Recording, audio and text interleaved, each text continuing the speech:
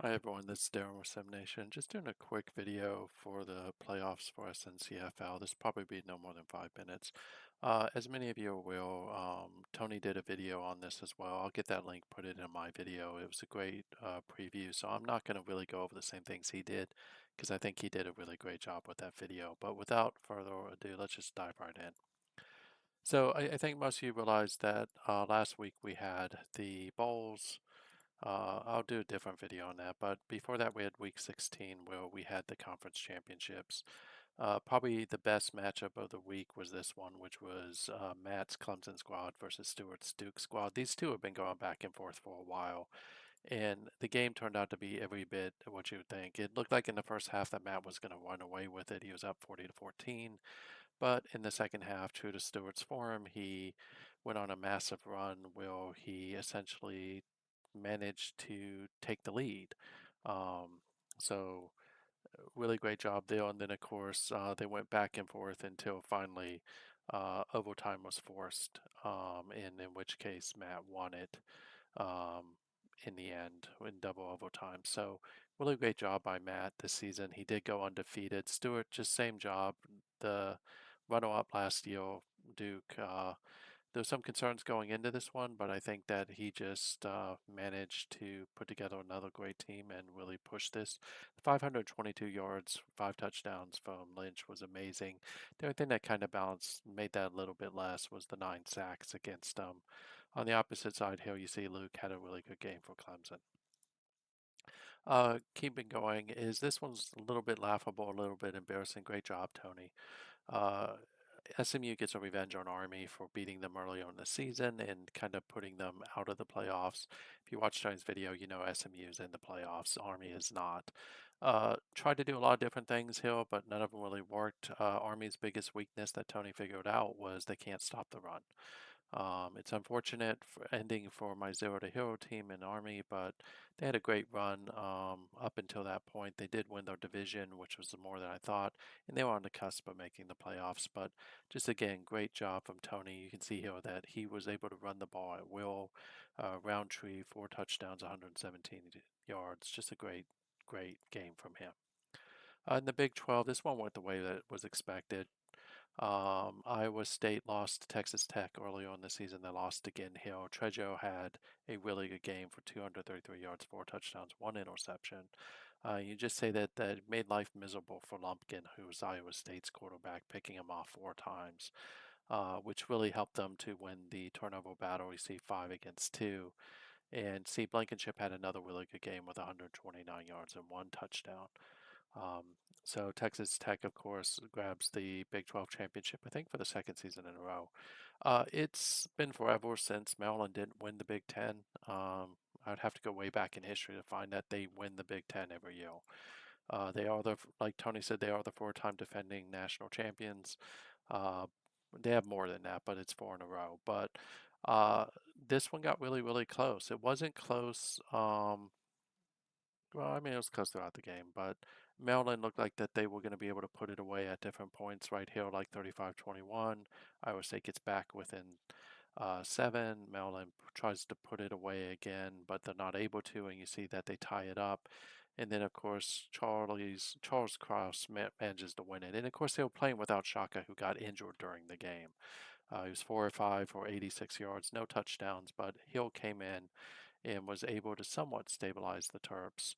Also, just worth mentioning, Maryland was also without their starting running back and their backup running back in this one, who got injured early in the game. Probably one of the reasons why the offense just couldn't get started, and once the offense stalled, the defense kind of stalled with it. But Maryland does win it, and they'll keep the 1 seed. This was a great game between Curtis at Buffalo and Tony at Eastern Michigan. Um, and it kind of went the way that you thought it would, is that these two coaches were going to throw everything in the kitchen sink at each other. And in this case, really, Buffalo got behind and had to pass the ball, which is where their weakness is actually. And 18 of 42, that's not going to make Curtis happy. But you see here that Tony was able to run the ball with authority.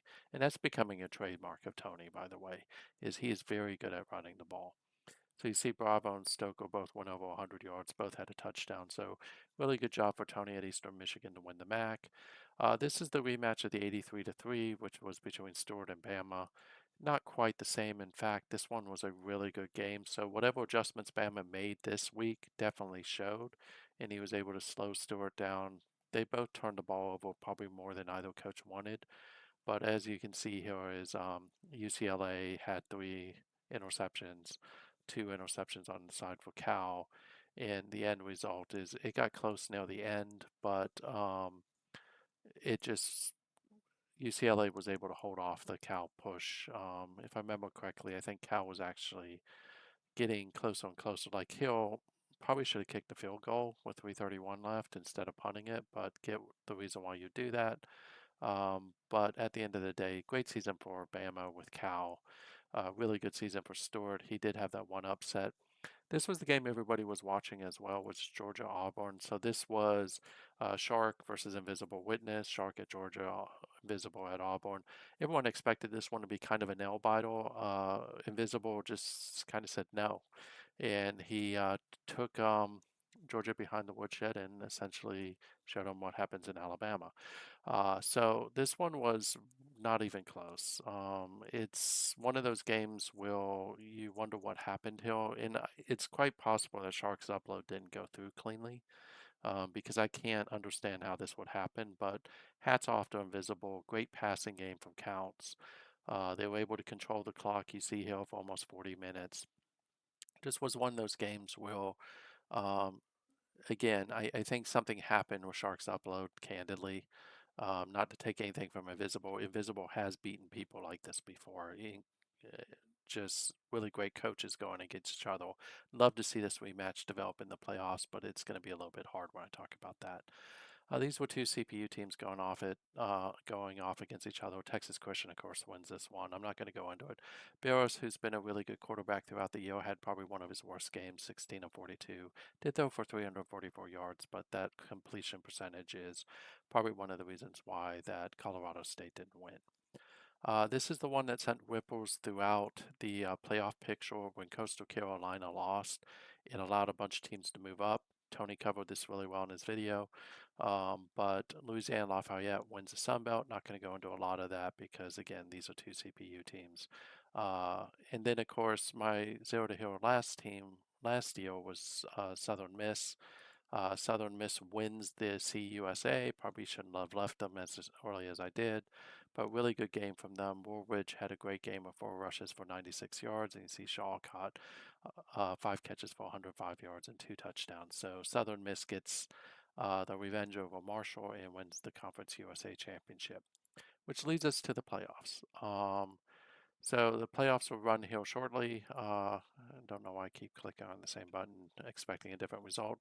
And in round one, you have the number 1 seed versus number 16. So this will be um, Maryland versus West Virginia. This is V Gorilla. This one will be an interesting matchup. West Virginia runs the ball really, really well. Maryland hasn't really faced a offense that has tried to run on them. Most try to pass, so it'll be interesting to see how it plays out. As you can see here, Shaka is out. So is Simon Buford, who's the backup. Jason McCon is out. This could have an upset implication because so many people from Maryland are out. That Maryland would rely on. So, still think Maryland wins this, but I think it's going to be a lot closer than a lot of people think. Duke versus Auburn. This is Invisible versus Stewart. This is another one though, so you got to kind of watch for an upset. Duke is capable of making runs. They proved that last season when they ran all the way to the championship game and put up a really good showing against Maryland. The only problem that they have, of course, is they have a lot of injuries that could impact them in this one. But keep an eye on Lynch. If there's going to be an upset here, it's going to be because Lynch just goes off like he did in the ACC championship game. Clemson versus SMU. This is, of course, Matt versus Tony. Tony's team has done really well this season. Yeah, they're 9-4, but they have had a really solid season at SMU. Unfortunately, I don't think it's going to matter much because Matt's Clemson squad is probably one of the best in the entire league this year. And Matt has proven that he can win championships. He's got a couple to his name. So I think, unfortunately, this one's probably not going to be as close as many think it is. I think Clemson wins this one and wins it with authority. Sorry, Tony. And then Tony doesn't get a break because he gets Eastern Michigan versus UCLA, another team that is looking to make a statement since the upset loss earlier in the season. You'll see Roberts has 41 touchdowns. So Stewart can run or pass depending on what he wants to do with UCLA. It's a very balanced attack. Eastern Michigan enters this game a little bit dinged up.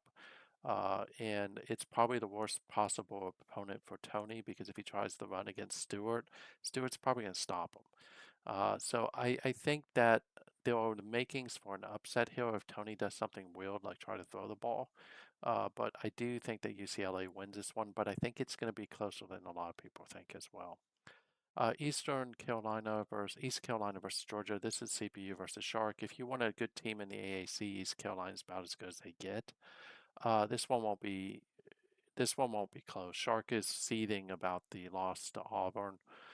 So he's just gonna put Renfro on full pass or something like that and just run straight over East Carolina. I expect this one to be a blowout. Same thing here for Illinois versus Michigan. Illinois had a great season. Again, another CPU team if you're interested out in the West. You don't have to deal with Maryland or Michigan every season or the up and coming Indiana. Um, but again, he's running up against Stewart. Stewart doesn't have the injuries that would really keep him would make this an upset. Got the second best total offense in the league, fourth best in total defense. I just see this one getting out of hand really quick and Illinois losing to Michigan by a few touchdowns. This is also another game that I probably want to keep an eye on. This is Bama versus my secondary team. This one will be a really good game. Yeah, Maryland trounced Indiana earlier in the season. Texas Tech runs a very similar offense to Maryland. The difference, though, of course, is Texas Tech doesn't have all the pieces Maryland has, although they do have Trejo, who is healthy, and they do have Blankenship, who is healthy. So that ability to run and pass is really going to come in. This one will be a offensive showcase. Both teams are going to go straight at it. I don't expect much defense in this one. It'll be interesting to see who comes out on top. I do think that Texas Tech wins this one, but they win it by like a field goal. And then the last game is Skelter at Louisiana Monroe versus Texas Christian.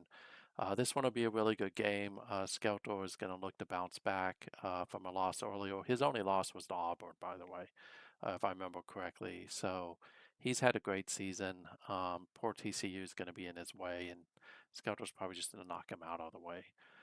When we look at the bracket, um, so a lot of people keep talking about how Maryland probably has an easy path to the championship. I would disagree with that. I think they have a hard path.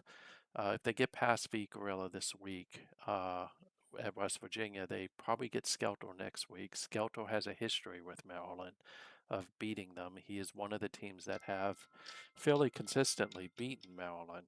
So he can easily win that game. UCLA versus Georgia is probably going to be one of the greats of the season, unless Eastern Michigan upsets UCLA or East Carolina upsets Georgia. That's a game to watch, and then of course whoever wins that game is going to end up with either Maryland or Louisiana Monroe, which means that they're going to bang. These teams are going to bang each other up getting to the championship game.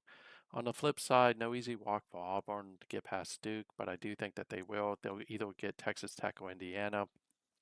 I think matchup wise, that favors Auburn more than any other matchup. So I think Auburn makes it to the semifinals at least. Clemson and Matt should easily deal with SMU, but if they do get upset, then Tony would have to face Stewart with Michigan in the next week. And uh, if he gets past that and he gets invisible, he's going to be banged up by that point. But I do think Clemson gets past SMU. I think Michigan gets past Illinois, and I think Clemson versus Michigan will be an instant classic because you have two really great coaches and Matt and Stewart going at it. I do like Clemson in that game. Sorry, Stuart. And then I think Auburn versus Clemson is just going to be one of those really, really big classics. And I think if I had to pick it, I think it's going to probably be Louisiana Monroe versus the UCLA. I don't think Maryland, unless Shock is healthy and they get back either Macon or Buford, is going to be able to deal with Louisiana Monroe. So, and then I think the championship game is going to be more than likely UCLA versus Auburn. And we'll see hopefully one of either Stewart finally get that championship he's been chasing, or Invisible finally get a championship in this league. So that's it for now. Let me know your thoughts about who you think is going to win it all. But I just want to do a quick video and kind of highlight that. I will link Tony's because Tony's is a really good video. So thanks.